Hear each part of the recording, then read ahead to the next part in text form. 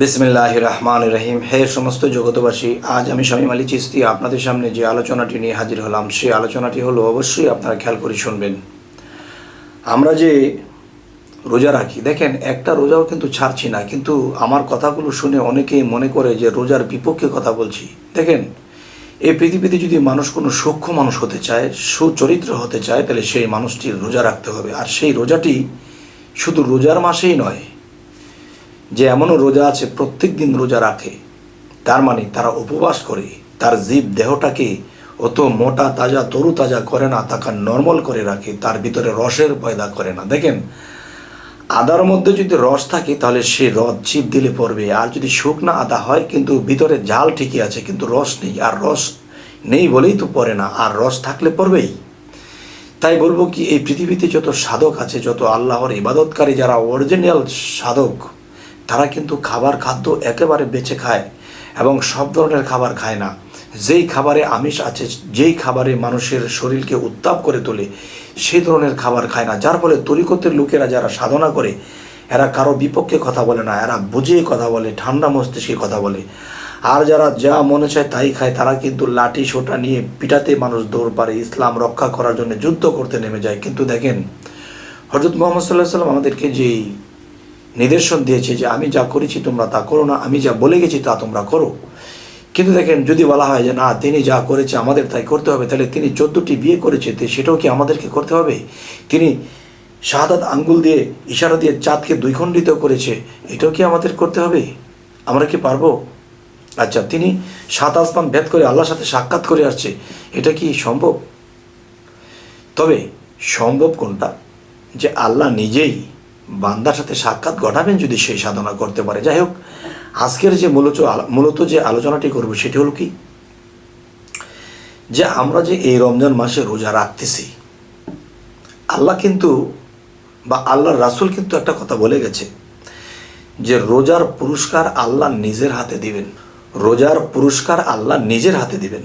তো রোজার পুরস্কার যদি আল্লাহ নিজের হাতে দেন, তাহলে এটাই আমাদের করতে হবে জ্ঞান, যে আমরা ছোটোকাল থেকে বড় হয়েছি, একটা কথা শুনেছি যে আল্লাহকে দেখতে পাওয়া যায় না, আল্লাহ নিরাকার, আল্লাহ এই সেই বিষয়। কিন্তু দেখেন, যে নিরাকার শব্দের অর্থ যদি আমরা বলতে চাই, তাহলে অনেকেই বলে ওঠে কি যে নিরাকার শব্দের অর্থ যার কোনো আকার নেই। দেখেন, আপনার আর আমার মতো সাধারণ একটা মানুষ, আমাদের আকার আছে, আল্লাহর আকার নেই। তাহলে আল্লাহ তো বলেছে কুল হু আল্লাহু আহাদ আল্লাহুস সামাদ, আমার তো কোনো কিছুর অভাব নেই। যদি অভাব না থাকে তাহলে আকারও আছে, থাকলে সেটা কি? খালাকাল ইনসানি আদম ওয়ালি সুরাতিহি, আল্লাহ কি বলেছে? আদমের সুরত আমার, আর আদমের কালবের ভিতরে শাই এলাহির বারামখানা, আমার বারামখানা সেই আদমের কালবের ভিতরে। যাই হোক, আজকের যে মূলত কথা, যে আল্লাহ কি বলেছে, এই রোজার পুরস্কার আল্লাহ নিজের হাতে দেবে। তো আল্লাহর যদি আকার না থাকে, তাহলে আল্লাহর হাত কোত্থেকে আসলো? আর আল্লাহর হাতের কথা বলা হয়েছে যে আল্লাহ রোজার পুরস্কার নিজে হাতে দেবে, সেটা কোথায়?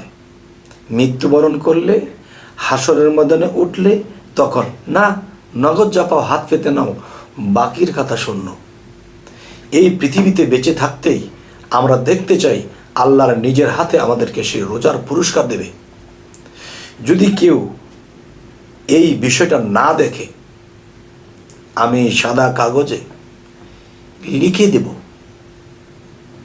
আল্লাহ কিন্তু কোরআনে একটি জায়গায় বলেছে, দুনিয়ায় যারা আমাকে দেখলো না এবং দেখার চেষ্টা করলো না, হাসরের দিন তারা অন্ধ হয়ে উঠবে। তাহলে হাসরের দিন অন্ধ হয়ে উঠবে, আর হাসরের দিন যদি আমি অন্ধ হয়ে উঠি, তখন আল্লাহ যদি হাত দিয়ে আমাকে রোজার পুরস্কার দিতে আসে, তখন কি আমি চোখে দেখব? কারণ দুনিয়াতে না দেখলে তো আখিরাতে অন্ধ। তাই এসব কথার দ্বন্দ্ব। এখন আসল কথা যেটা, সেটা হলো কি, যে আল্লাহ নগদ যা পাও হাত পেতে নাও, বাকির কথা শূন্য। যে আমি রোজা রাখতেছি, রোজার পুরস্কার আল্লাহ নিজের হাতে দেবে। যদি নিজের হাতে এই পৃথিবীতে কেউ রোজার পুরস্কার না পায়, তার জন্য ঈদ নয়। কেননা আপনি দেখেন, আপনার যখন 25 বছর 20 বছর বয়স হয়েছিল, আপনি যখন এসএসসি পরীক্ষা পাশ করেছিলেন, তখন কিন্তু ফলাফলটা দেখেছেন, আপনি একবারে গোল্ডেন পেয়েছেন, তখন আপনি দৌড়ে মিষ্টি কিনে আত্মীয় স্বজনকে মিষ্টি দিচ্ছেন। কেন দিচ্ছেন? আপনার হাতে যখন আপনার মাস্টার বা আপনার শিক্ষা প্রাঙ্গণ থেকে যখন আপনাকে সে ফলাফলটা দেওয়া হলো যে তুমি তো গোল্ডেন পেয়েছ, তখন মিষ্টি খাওয়াতে ধুম লেগে গেছে।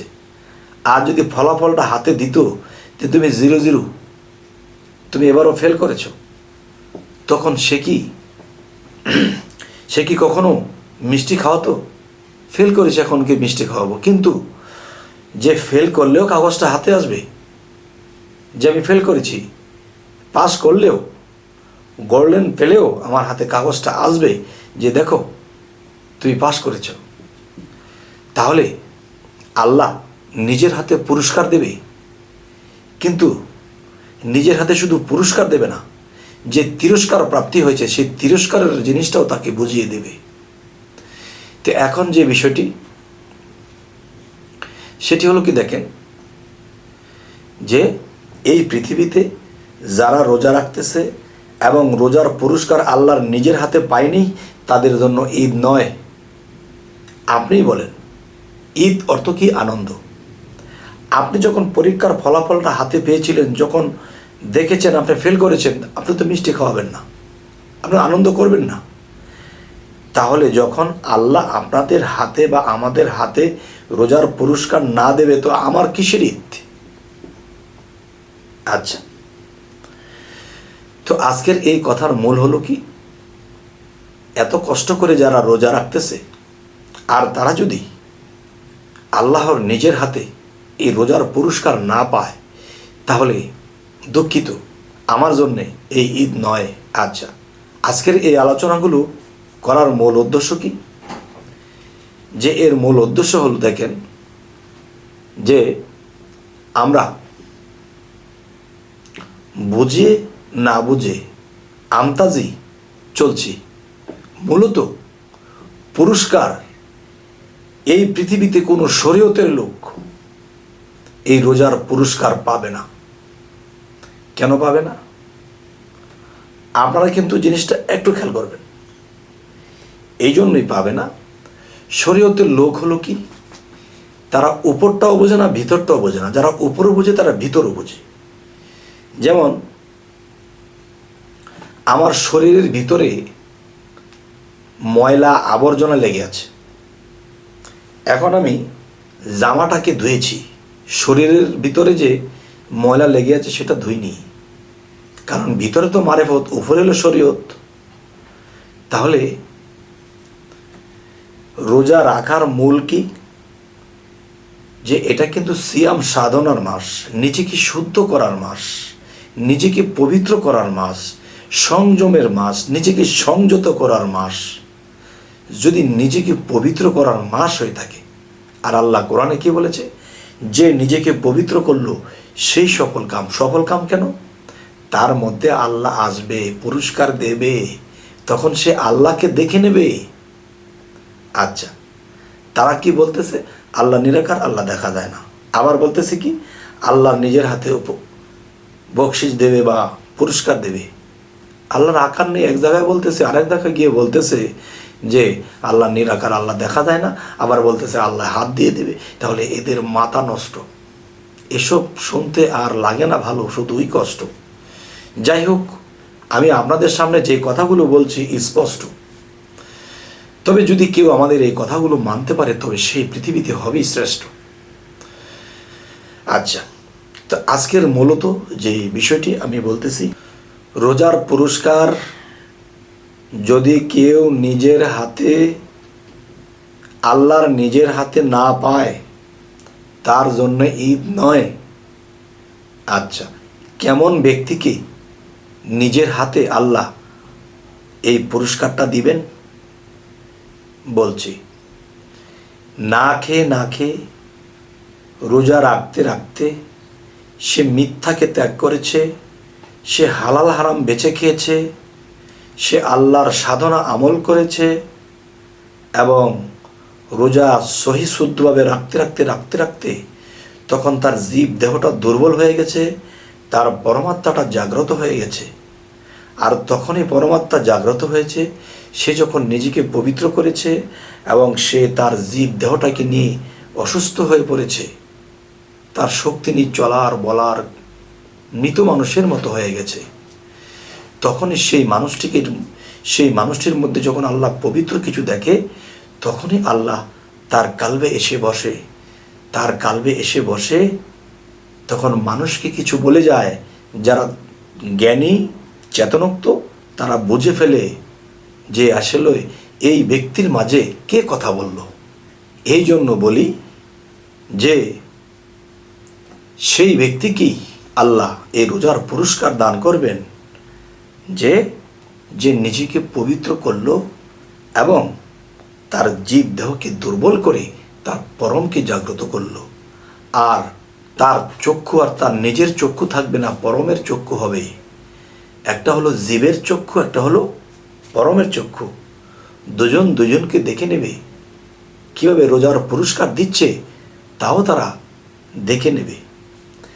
যাই হোক, হে সমস্ত জগতবাসী, আজকের যে আলোচনাটি আমি এই জন্যই করলাম যে রোজার পুরস্কার শরীয়তের লোক পাবে না। কারণ রোজা রাখার যে মূল উদ্দেশ্য, এই উদ্দেশ্যই তারা ঠিকমতো বোঝেনি। যে দেখেন, নিজেকে শুদ্ধ করতে গেলে আমাদের নিরামিষ খেতে হবে। সে জায়গায় আমরা মাছ মাংস খেয়েছি, শরীরের উত্তাপ বেড়ে গেছে। যদি রোজার মাস ছাড়া আমরা 3 বেলা খেয়েছি, হিসেবে আমাদের 4 বেলা খাওয়া পড়ে। কিভাবে? যেমন ভোরে খেয়েছি, ইফতার খেয়েছি, তারাবি পরে আবার খেয়েছি, এরপরে আবার সেহরি খেয়েছি, খাওয়ার মধ্যে আছি। তাহলে যেই উপবাস থাকার মূল উদ্দেশ্য হলো আমাদের 10 ইন্দ্রিয় 6 রিপুকে দুর্বল করে দেওয়া, পরমাত্মাকে জাগ্রত করে দেওয়া, সেটা করিনি। আমরা নিজেকে নাপাকি রেখে দিয়েছি, যার ফলে আমাদের সেই পবিত্র হয়নি। আর আল্লাহর নিজের হাতে কখনোই পুরস্কার দিতে আসবে না। এই জন্য বলি, তরিকত ও মারেফতের লোকেরা এই সাইডগুলো বুঝে চলার চেষ্টা করে। বেশিরভাগ লোকই আল্লাহর দর্শন লাভ করে। কিন্তু শরীয়ত রোজার মাসে যত খাইবা পাপ হবে না, আর আল্লাহ অপচয়ের হিসাব নেবে না। নাউজুবিল্লাহ ওয়াস্তাগফিরুল্লাহ, এই কথা কোরআনে বলেনি, এই কথা সহি হাদিসে বলেনি। এগুলো হলো বানানো কথা।